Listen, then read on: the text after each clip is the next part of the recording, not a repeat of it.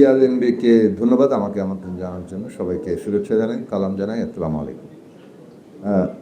এখানে এসে যা শুনলাম, এই নীতিমালার প্রথমেই স্বীকার করে নিই যে আমি বিস্তারিতভাবে করব, কিন্তু একজন মোবাইল ফোন গ্রাহক হিসেবে আমাদের প্রথম কনসার্ন থাকে হচ্ছে যে গ্রাহক হিসেবে আমরা আমাদের অফিসারগুলো পাচ্ছি কি, গ্রাহককে বা পাচ্ছি কি। সেখানে আমাদের সকলেরই জানা আছে যে আমাদের অবস্থাটা কী, আমাদের নেটওয়ার্কের অপেক্ষা কী, কল ড্রপের কীভাবে ঘটে, কীভাবে দাম বাড়ছে, এই সমস্ত জায়গাগুলো আছে। তো সব মিলিয়ে দুনিয়া যেদিকে যাচ্ছে,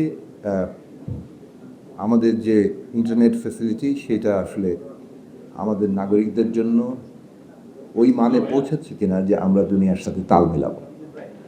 নীতিমালা যেটা হওয়া দরকার সেটা হচ্ছে এই বিবেচনাকে প্রাধান্য দিয়ে যে আমরা আগামী দুনিয়াতে যে চ্যালেঞ্জ মোকাবেলা করতে যাচ্ছি, সেই চ্যালেঞ্জ মোকাবেলায় আমাদের ইন্টারনেট যে অধিকার, আমাদের যে এই তথ্য প্রযুক্তিগত যে অধিকার, ডিজিটাল মাধ্যমে কথা বলা থেকে শুরু করে সব কিছুর যে অধিকার, সেই অধিকারের জায়গাকে ভিত্তি হিসেবে ধরে নিয়ে তারপরে নীতিমালা তৈরি হওয়া দরকার।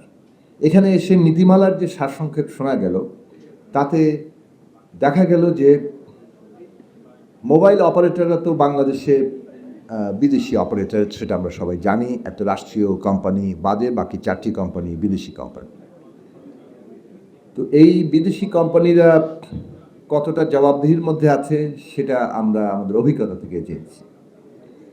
মোবাইল পুরো অপারেটিং সিস্টেমের মধ্যে আরও অনেকগুলো প্রতিষ্ঠান যুক্ত হয়েছে, NTTN, ITC, IIG, ICX, ISP. এই সব প্রতিষ্ঠানগুলোতে আমাদের দেশীয় বিনিয়োগ আছে এবং আপনারা একজন বলেছেন যে ইতিমধ্যে প্রায় $1 বিলিয়ন বিনিয়োগ তৈরি হয়ে গেল। এখন নীতিমালা যা হচ্ছে, এখানে এসে যা বোঝা গেল যে এই দেশীয় বিনিয়োগটা যাতে আর না থাকতে পারে, এইগুলো বিদেশিদের দখলে চলে যায়, সেটাই এই নীতিমালা প্রায় নিশ্চিত করছে। আমরা মনে করি যে একটা অভ্যুত্থানের উপর, রক্তস্নাত অভ্যুত্থানের উপর দাঁড়িয়ে থাকা এই সরকার এবং তার আইসিটি বিভাগ, তারা কি বাংলাদেশের যে বিনিয়োগ, বাংলাদেশের যে ব্যবসা বাণিজ্য, সেটা বিদেশিদের তুলে দেওয়ার জন্য তারা দায়িত্বপ্রাপ্ত হয়েছেন? এইটা বাংলাদেশের মানুষ কোনোভাবেই মেনে নেবে না। কাজেই এইটা পরিষ্কার করতে হবে আপনাদের। এবং এই ধরনের নীতিমালা কোনোভাবে যদি করে চলে যাওয়ার একটা আপনাদের পায়তারা থাকে, এগুলো বাংলাদেশের মানুষ গ্রহণ করবে না।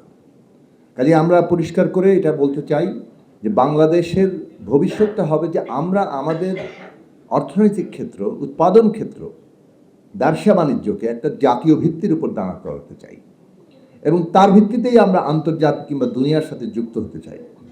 এই দুনিয়ায় যুক্ত হওয়া ছাড়া তো এখন কোনো উপায় নেই। কিন্তু কিসের ভিত্তিতে যুক্ত হব?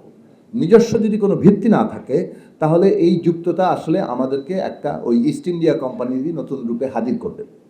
কাজেই সেই দিক থেকে বাংলাদেশের যেখানে বিনিয়োগ হচ্ছে, বিনিয়োগ সম্প্রসারিত হচ্ছে, সেইখানে যদি সেটাকে সুরক্ষা না দিয়ে, আরও বিকশিত হওয়ার সুযোগ না দিয়ে উল্টো বিদেশিদের হাতে তুলে দেওয়ার একটা ব্যবস্থা করা হয়, এটাকে আমরা প্রত্যাখ্যান করছি।